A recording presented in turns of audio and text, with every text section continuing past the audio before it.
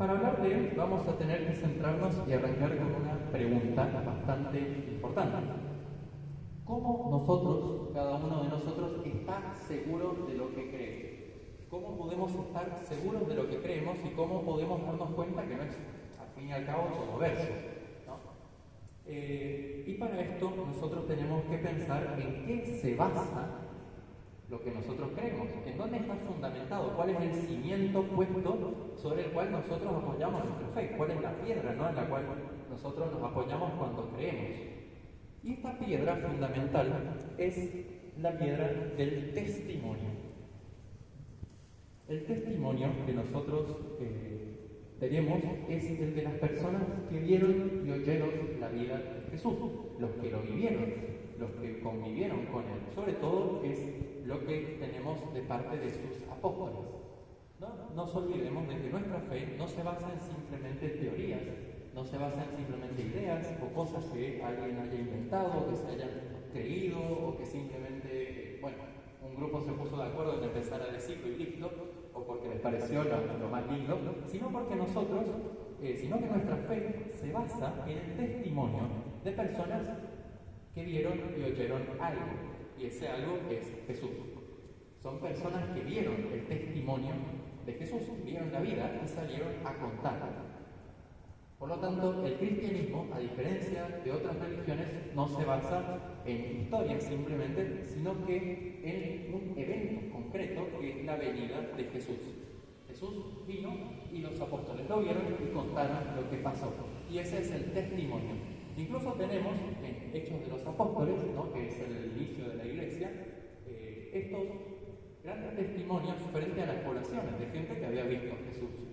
Y tenemos, por ejemplo, esta cita muy linda de Hechos de los Apóstoles, que dice, esto después de que Pedro y Juan hayan sido llevados a juicio, dicen, Pedro y Juan les respondieron, juzguen si está bien a los ojos del Señor que les obedezcamos a ustedes antes que a Dios. O sea que a ellos no habían querido silenciar, que no cuenten nada sobre Jesús. Nosotros no podemos callar lo que hemos visto y oído. Así que en eso se basa la fe, en lo que otros han visto y oído y así han continuado y han transmitido a lo largo de generaciones. Y ese testimonio fundamental es el que llega hasta nuestro autor del día de hoy, está San Ireneo de León. Fíjense lo cercana que es la tradición. El apóstol Juan, como sabrán muchos, fue el último que falleció entre los apóstoles, habrá fallecido entre el año 101 y 110, se suele poner como punto medio el 105. Y fíjense, él tuvo un discípulo de los más importantes que se llamó Policarpo. Policarpo es griego. Y el discípulo de este discípulo, del apóstol Juan, fue San Ireneo de León, de quien nosotros vamos a hablar. O sea que es un testimonio súper reciente, de esos mismos años en los que estos testigos privilegiados, ¿no?, de la tradición de la iglesia, que dieron los orígenes de todo, vivieron. Y él es de esta época, él es de estos primerísimos grandes padres que hablan de la fe. Sobre esta cuestión de cómo estar seguros, él plantea de que, claro, en la vida hay muchos caminos. Piensen, en esa época el cristianismo no era la religión más famosa, por lejos no era lo más famoso, entonces estaba mal visto ser cristiano.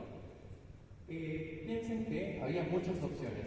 Y él dice que va a demostrar o va a probar de una forma que justamente el camino que plantea el cristianismo es incorrecto.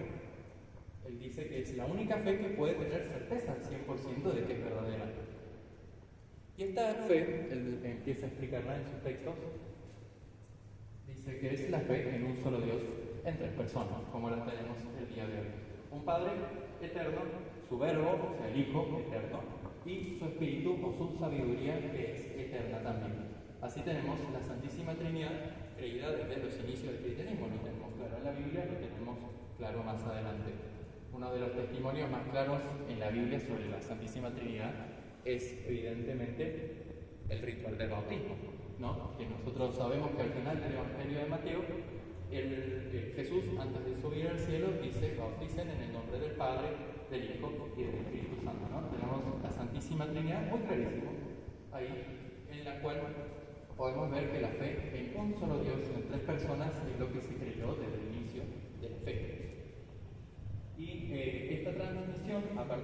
personas que vieron a Jesús es lo que nos da la certeza de creer en un solo Dios y, por supuesto, en un bautismo, que es el nombre de este Dios que es en tres personas: Padre, Hijo y Espíritu Santo.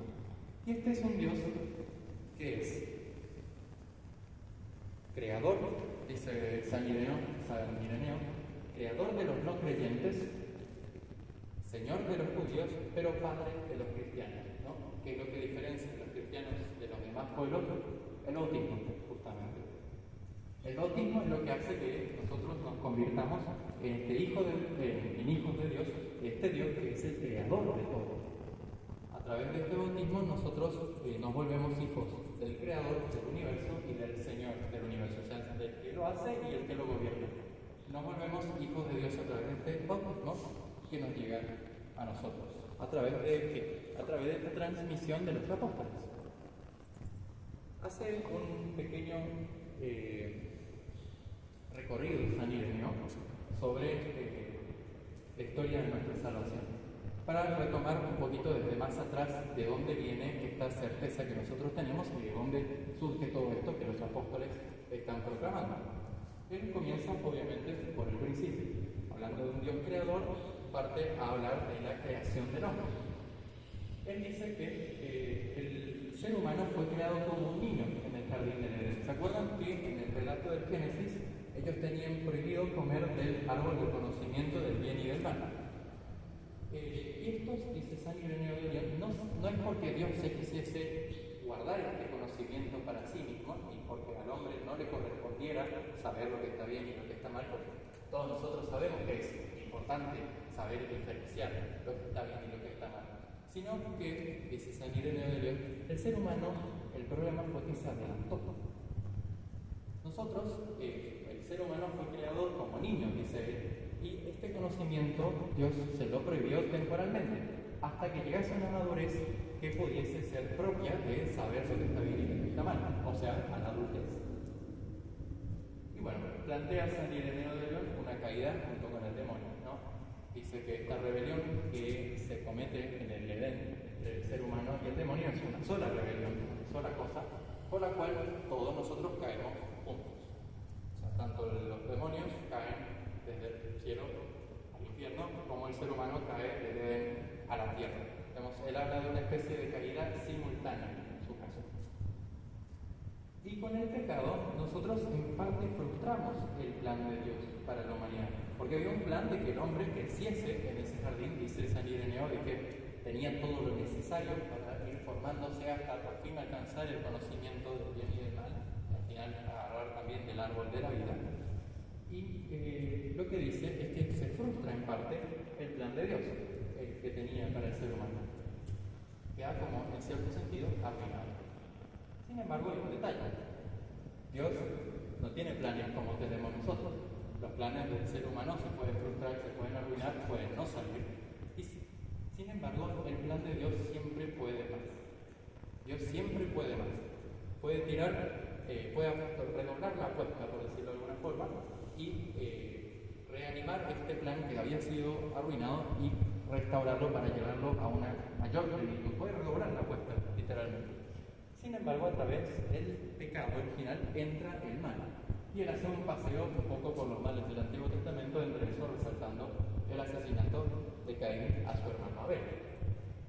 Fíjense cómo va la Biblia incluso contando una espiral cada vez mayor de destrucción, cada vez una espiral peor de males, y que hoy en día podemos ir a la calle y verlo, ¿no? Ver pobreza, conflictos, peleas, guerras, que han existido siempre y existen hasta nuestros días. Uno ve este mal rondando por el mundo.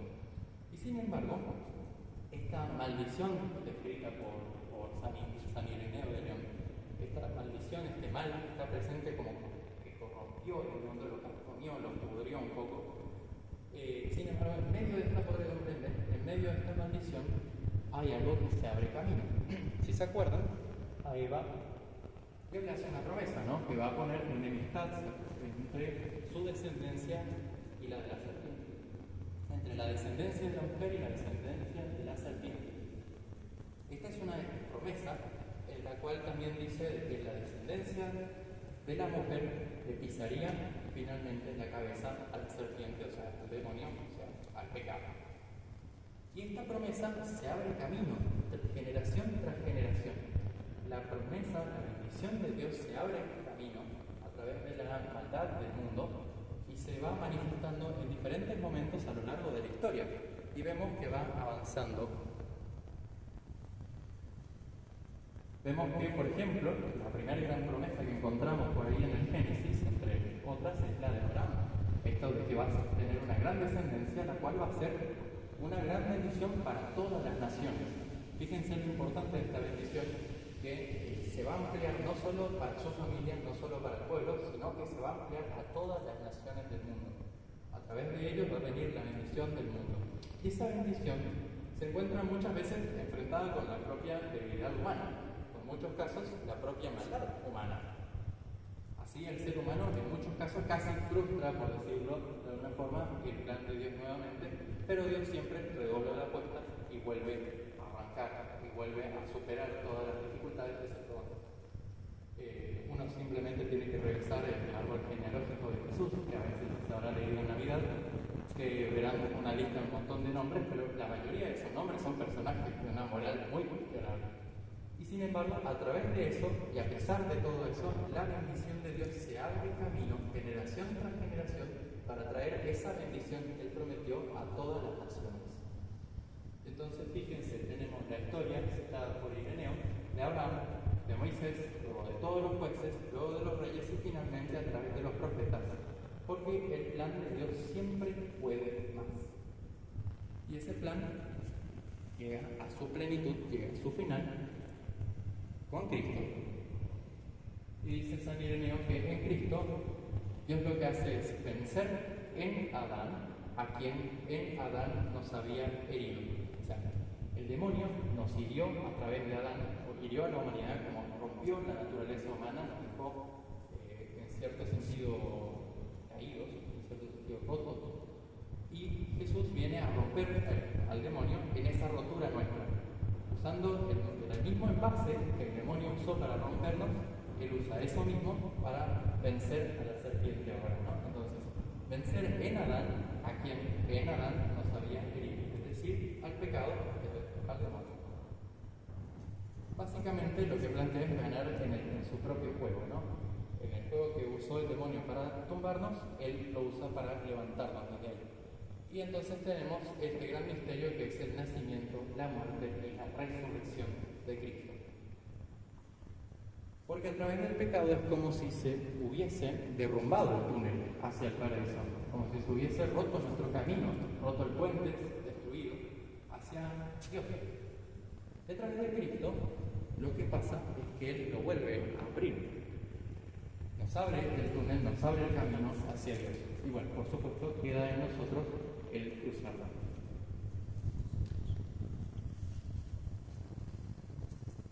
Y esta salvación no nos viene del cielo, no nos cae así simplemente de la nada, del aire de cada uno de nosotros, ni tampoco es porque nosotros personalmente seamos muy bonitos, sino que Dios es el que viene a rescatarnos y esta salvación nos llega a través de la Iglesia.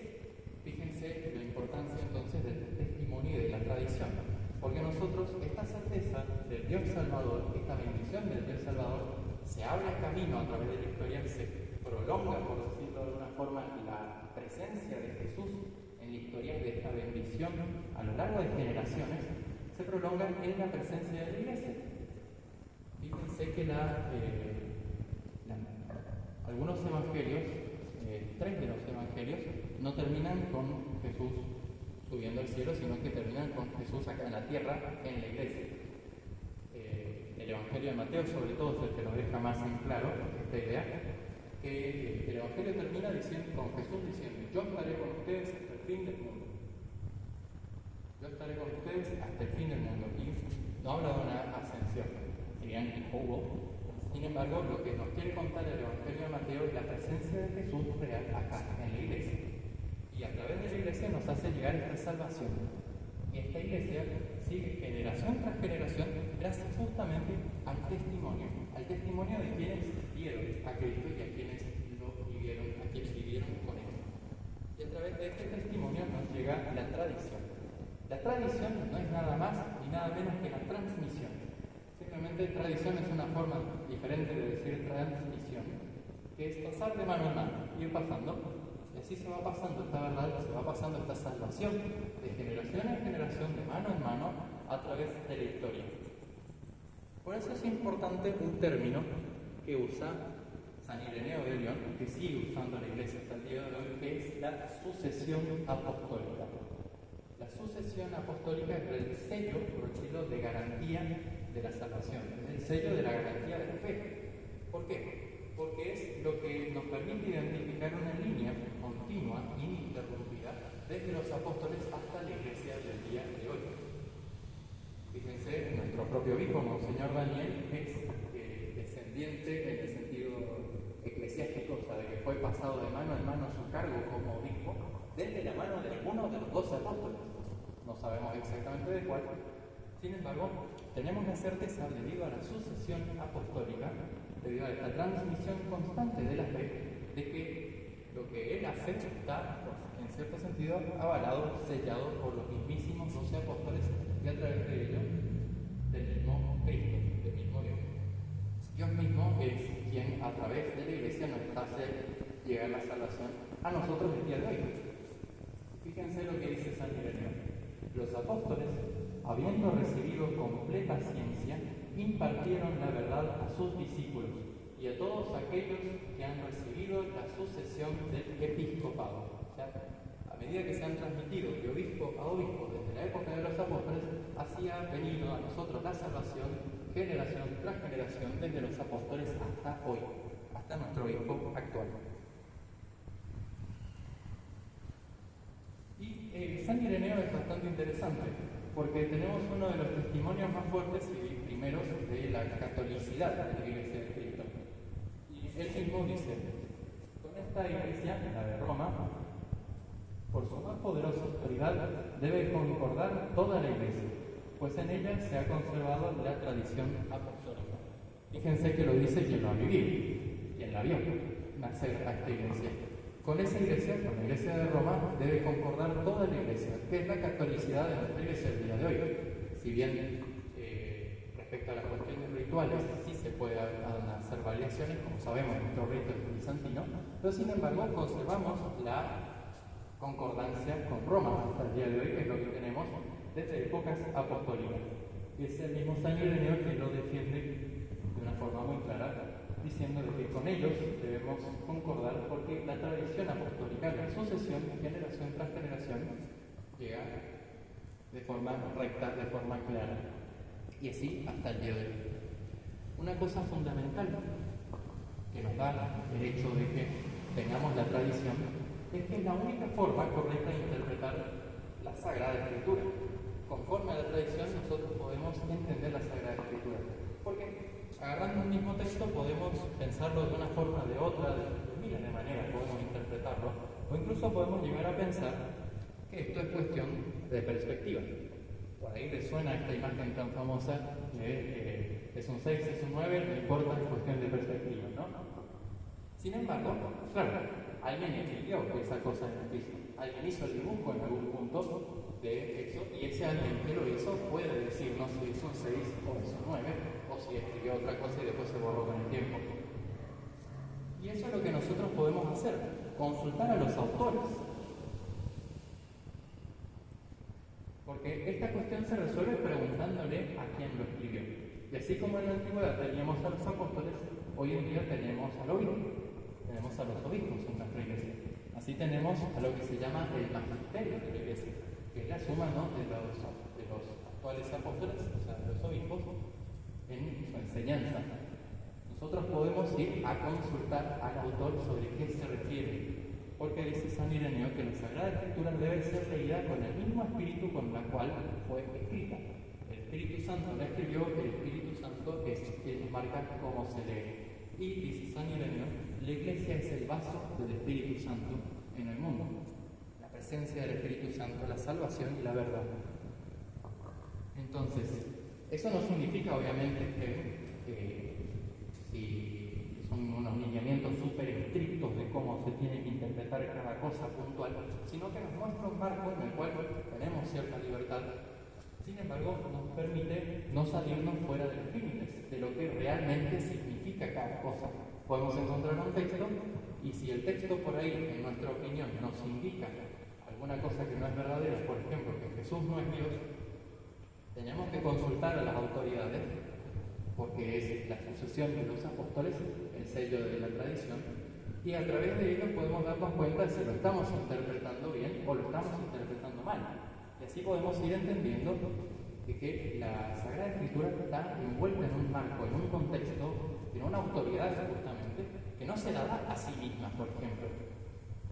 Ningún texto que haya en el mundo puede decirnos a nosotros simplemente créanme, porque sí. Si fuese así, por ejemplo, nosotros leeríamos Caperucita Roja y pensaríamos que eso pasó en serio, o leeríamos cualquier cuento y pensaríamos que eso pasó en serio. Yo tampoco puedo simplemente venir un día y decir crean a mí porque yo digo que crean en mí. Eso tiene un nombre, se llama argumento circular. Yo no puedo autodarme autoridad a mí mismo simplemente porque a mí se me ocurrió, sino que tiene que haber una fuerza externa que te conceda esa autoridad. Así mismo la Biblia. Yo no puedo creer en la Biblia simplemente porque la Biblia dice que todos tenemos que creer en la Biblia, sino que Cristo fundó una institución que es la Iglesia, que es lo que valida, lo que da este marco de interpretación de la Sagrada Escritura que tenemos hasta ahora. Y esta transmisión de los apóstoles es lo que permite que haya hasta hoy ese marco conservador de interpretación. Y ese es el marco de certeza, ¿no? Ese es el marco y la certeza que encontramos en la Iglesia. Entonces, volviendo a la pregunta del inicio, ¿cómo nosotros, cada uno, está seguro de lo que cree? ¿Cómo podemos nosotros estar seguros, cada uno, de lo que creemos? Y la respuesta es el testimonio, por empezar, volviendo a retomar la cuestión. Nosotros creemos en el testimonio de personas que han visto y oído lo que pasó. Nosotros creemos en la transmisión, que ha ido de mano en mano hasta nuestros días. En la tradición, que es el marco en el cual esa transmisión se fue dando de mano en mano. En la Iglesia, que es todo esto, que es testimonio, es transmisión y es tradición. Desde la época de los apóstoles hasta nuestros días. Porque fíjense, cada uno de nosotros hoy en día se tiene que convertir en un testimonio, en un transmisor y en parte de la tradición. Nosotros seguimos la tradición y la vamos haciendo. Seguimos el testimonio y vamos testimoniando. Y seguimos la transmisión y lo vamos transmitiendo a otros. Eso no se queda como algo muerto. Entonces, bueno, roguemos al Señor para que nos permita ser siempre una iglesia unida entre todos y que sea un auténtico testimonio de la verdad de Dios, de la presencia de Dios en el mundo. Así que recemos por eso, por la unidad de la iglesia y por ser buenos transmisores y de buenos testimonios de la verdad de Dios. Gloria al Padre, al Hijo y al Espíritu Santo, ahora y siempre y por los siglos de los siglos. Amén. Muchas gracias.